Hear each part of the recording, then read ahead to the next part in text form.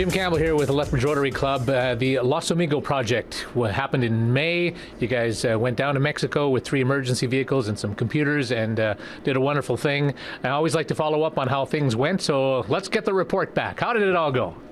Well, we had some exciting times along the trip.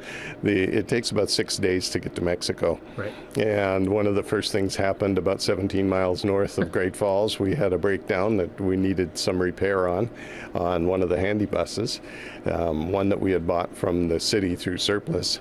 And we had to get it towed into Great Falls and get it repaired. And then 2 of our drivers stayed behind overnight to get it finished, and they caught up with us in Fillmore, Utah after a 12-hour drive. Wow. So, and from then on, it was fairly straightforward for the trip. The vehicles were performing well. We got across the border into Mexico, and we had a little problem with the ambulance that we got from Tabor Municipal District. The emergency brake wasn't connected, and so the brakes went on and they were heating up, and we pulled off the highway and had a very nice gentleman from a gold mining company who was our senior mechanic fix us and put it back on the road. It's like angels were watching you, right? It seemed like it. Yeah. A number of people have said when you're doing good things happen. That's great. We then got into Mazatlan. It takes 6 days. It's about 3,700 kilometers to get there.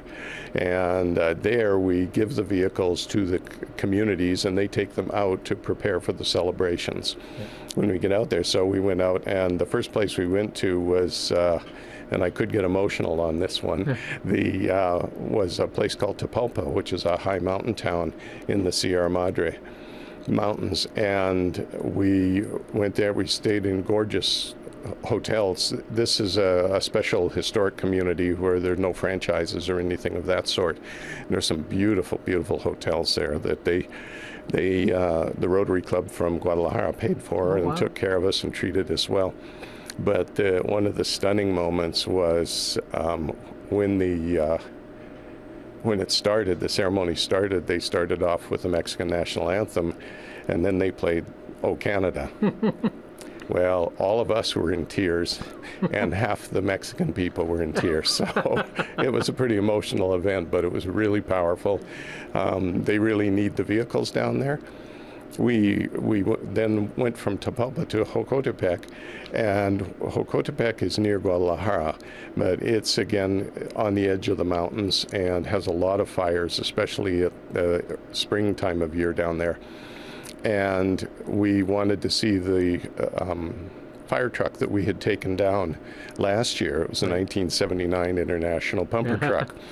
And we saw it, and the paint had been burnt off of it, and they'd sprayed it with primer, and the lights had melted, and that. And we found out that a fire had gotten out of control and gotten too close to the truck.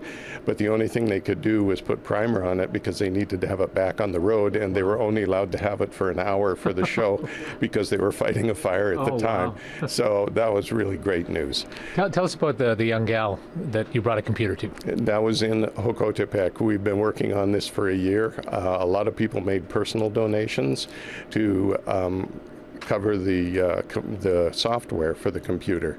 The Lethbridge Community Network donated the computer, a laptop for her with a carrying case, and then the Rotary Clubs purchased the software. Now this is special software for people who are visually impaired, and she has been blind since she was about 6 years old. She's now 14. And school was getting to be a real challenge for her because she didn't have anything that would either voice convert or print in Braille or anything of that sort. Well, we couldn't get the Braille printer this time, but we got software, and I actually tried the software out, and as your mouse moves around on the screen, it talks to you about where it is and what it's doing. Well, the lady who works with her in the school division just figured that this was going to take her all the way through university. Nice. And was going to change her life. So the good feeling just went right through the whole trip. Yes, it did. Yeah, it did. We there weren't any real serious problems except a little heat prostration for a couple people because it was starting to get warm there. But altogether we traveled about 5,000 kilometers. Yeah. And the communities are great. The last one we stopped at was Esquinapa. And Esquinapa received an ambulance, and it was the first ambulance they had in that community. Wow.